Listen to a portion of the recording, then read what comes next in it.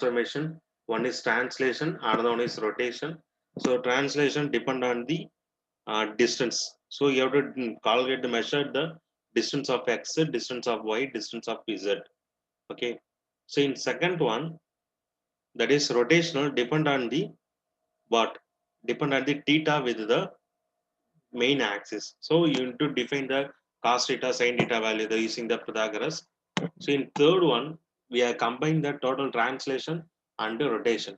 So you need to define the both concept. You have to combine. There is no complication in the process.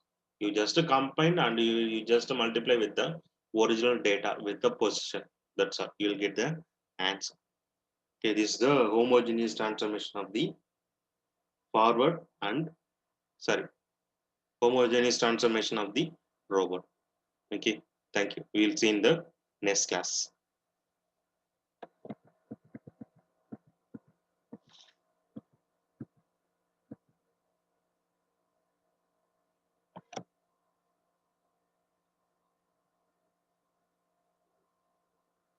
Okay, so position representation of the robot.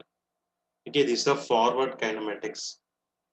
Okay, so this is a unit next unit 3 next concept forward kinematics calculation. Okay, so in earlier earlier of unit number 3, we started with the particular definition, that is definitely kinematics. So forward kinematics is what?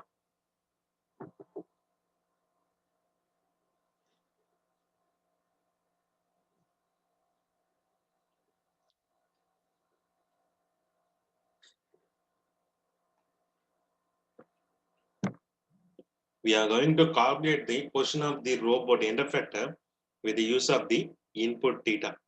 Okay, in this chapter, we are going to how to calculate the value position. Okay, with the different concept. Here we are using the 2 degree of freedom robot, that is type of R 2 rotational robot we are going to discuss. So this is the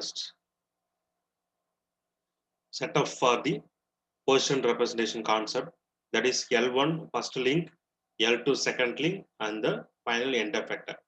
So first one is theta 1 for angle with the global reference value. This is the theta 2. Okay. First we need to find out the x1 value.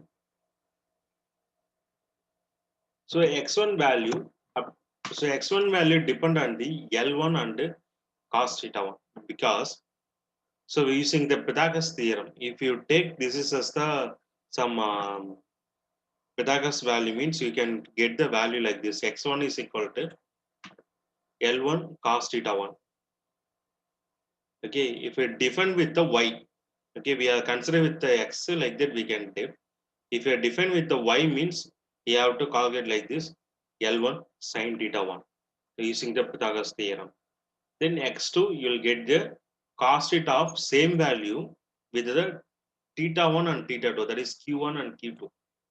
And because L2 always depend on the q theta 1 also.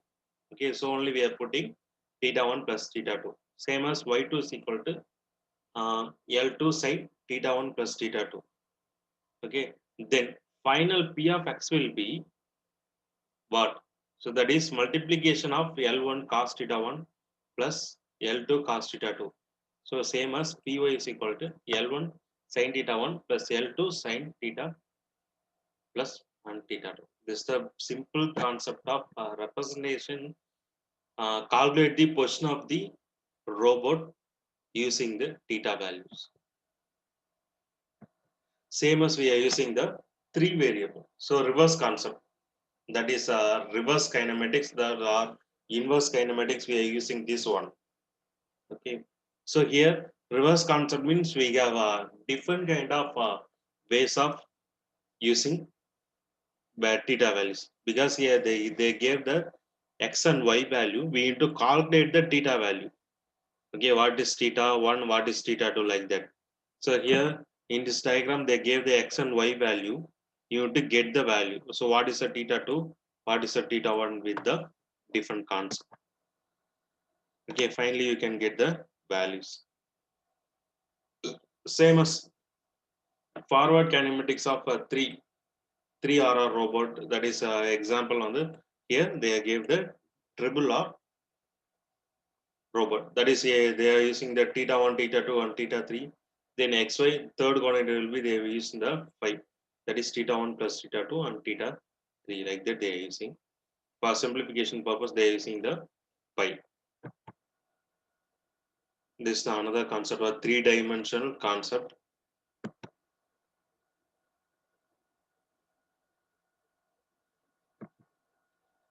So homogeneous transformation already we discussed. So we will discuss now. So this is how forward and inverse kinematic equations for position how to define in the different coordinates. We have different coordinate system, Cartesian, cylindrical, and spherical coordinates because we are using different classification robot. So forward and inverse kinematic equation for position analysis and three types of standard robot coordinate systems. That is Cartesian, cylindrical, and spherical. So Cartesian coordinates, all actuators are linear. A gantry robot is a Cartesian robot that is used in pick and place operations like overhead cranes. Okay, because here it is a linear. Okay, so that is a basic concept. P of xy and P of xyz, they will use the one. Okay, because it is a Cartesian concept, it will only work in the linear movements. Already we discussed that is forward, up and down, or right to left. Okay, then forward and reverse. So like that they are using for the applications of robot. Then cylindrical coordinate system. Here we are using the um, two R, that is two rotational, two translation and one rotation. Okay, that is two translation and one rotation they are using. Okay, that is translation along of x-axis. That is rotation of theta. There is R, this theta about the z-axis, and translation of L with along the axis is Z. Okay, so for this purpose we are using the this condition.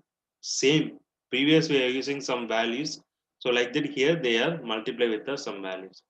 Okay, here they are using C and S like that cos and sine. Okay, for simplification purpose they are using the C and S. Because this is one of the example for the process. Then spherical coordinates. So two linear translation and one rotational. Okay, here, sorry, two rotational and one linear. Two rotational and one linear. So that is same concept. That is two rotation. So they are using the two variables beta and the gamma. For linear rotation, they are using the R. You'll get this translation matrix. Okay. So this is the example of a robot with a 1 point DYF. So basic joints with respect to the coordinate systems, revolute joint, a prismatic joint, a spherical joint. So dot product of the matrix, matrix multiplication and matrix addition concept. If you are multiplying with the 2 cross 2 with the 2 cross 2 means you will get this output. Okay, see this. Then matrix addition, same ABCD like that where they gave the simple mathematical solution for the matrix concept. This is already discussed. That is basic vectors, homogeneous transformation, rotational.